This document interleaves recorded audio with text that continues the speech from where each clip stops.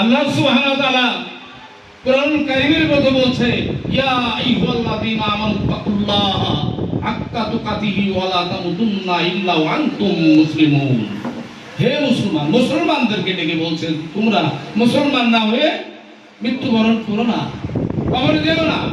তাহলে বোঝা যায় যে আমরা মুসলমান হতে পারিনি সবাই, ঠিক না বেঠিক? নইলে কোরআনুল কারীমের আয়াত তো আল্লাহ রাব্বুল আলামিন সৃষ্টি করতেন না।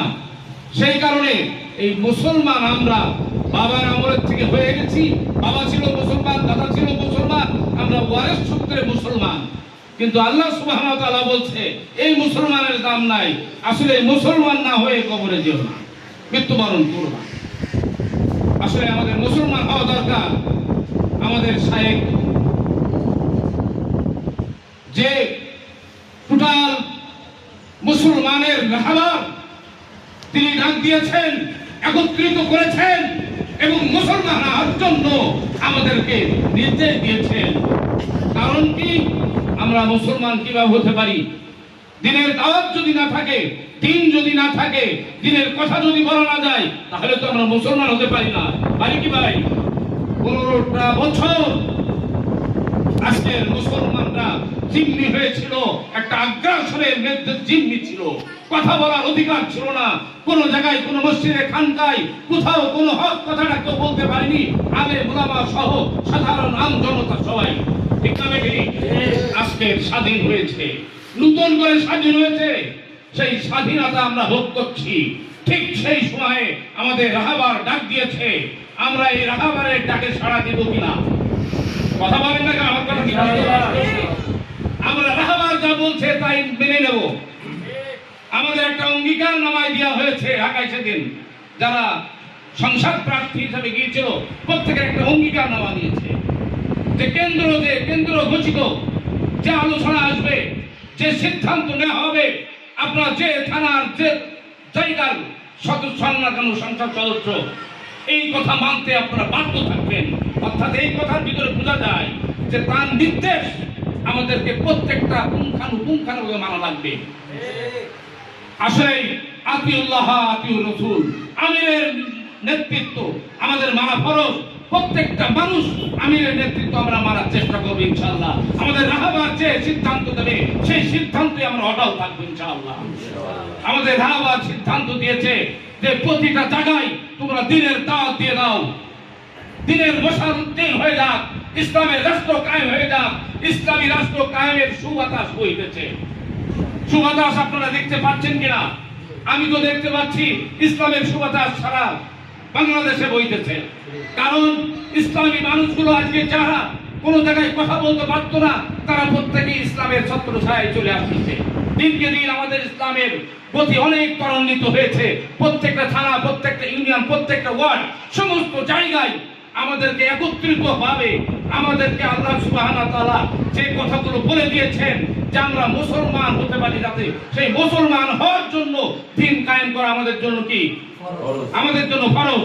আমরা সেই ফরজের দিকে ধাবিত হচ্ছি। অতএব আমরা মুসলমান না হয়ে আল্লাহ যেন আমাদের কারো মৃত্যুবরণ না করায়, এটাই আমাদের চাওয়া থাকবে। আমি আপনাদের উদ্দেশ্যে একটি কথা বলবো যে আমরা থানা, ওয়ার্ডে, ইউনিয়নে যেখানে যেভাবে কাজ করতেছি না কেন, আসলে আমাদের দুর্বলতা সেই মানের।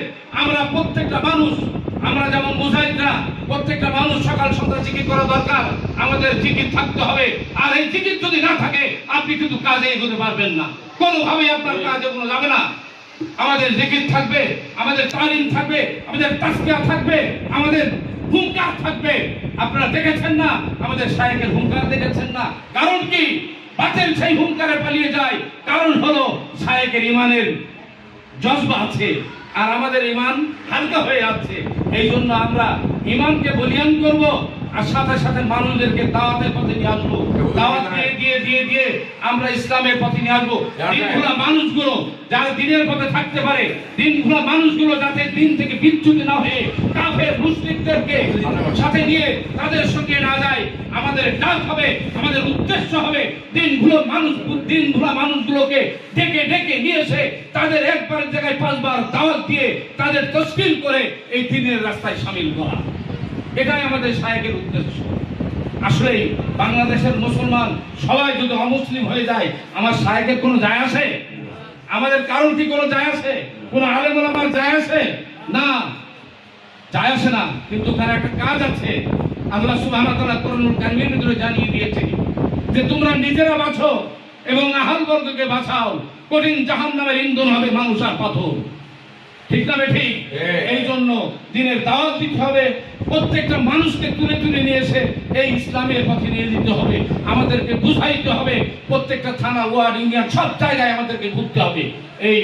এই জন্য এই যে অফিস আজকে হচ্ছে আমি অত্যন্ত খুশি হয়ে গেছি। শিকর বাসা আমার ভাই, আমার বন্ধুবর আব্দুল কাদের ভাই, উনি অনেক মেহনত করেছেন। সাথে সাথে আমি আমার আরেক ভাইকে পেয়ে আমি অত্যন্ত খুশি হয়েছি, আমার ইদ্রিস ভাই। উনি অত্যন্ত গুণী মানুষ, উনি অত্যন্ত সম্মানী মানুষ, উনি অত্যন্ত জ্ঞানী মানুষ। আপনাদের রাহবার হচ্ছে, আমি মনে করি আপনাদের সকলের জন্য এর একটা প্লাস পয়েন্ট হবে, ভালো কাজ হবে।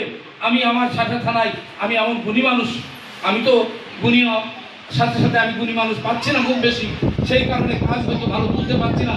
আমি আপনাদের কাছে দোয়া চাই যেন প্রত্যেকটা জায়গায়, প্রত্যেকটা থানায়, প্রত্যেকটা ইউনিয়নে যেন একদম গুণী মানুষ তৈরি হয়ে যায়। আল্লাহ সুবহানাহু ওয়া তাআলা যেন আমাদের সকলকে দ্বীনের রাস্তায় কবুল করেন, ইসলামের জন্য কবুল করেন। আর রাহাবা যে ডাক দেয় সেই ডাকে আমাদের জান ও মাল দিয়ে যেন রাহাবারের কথা শুনে আমরা ওই রাজপথে যেতে পারি। আল্লাহ যেন আমাদের সকলে তৌফিক দান করেন। ওমা তৌফিক ইল্লা বিল্লাহ। আসসালামু আলাইকুম ওয়া রাহমাতুল্লাহ। সবাই ভালো থাকবেন, সুন্দর থাকবেন, আমাদের জন্য দোয়া করবেন, শাসাবাসীর জন্য দোয়া করবেন ইনশাআল্লাহ।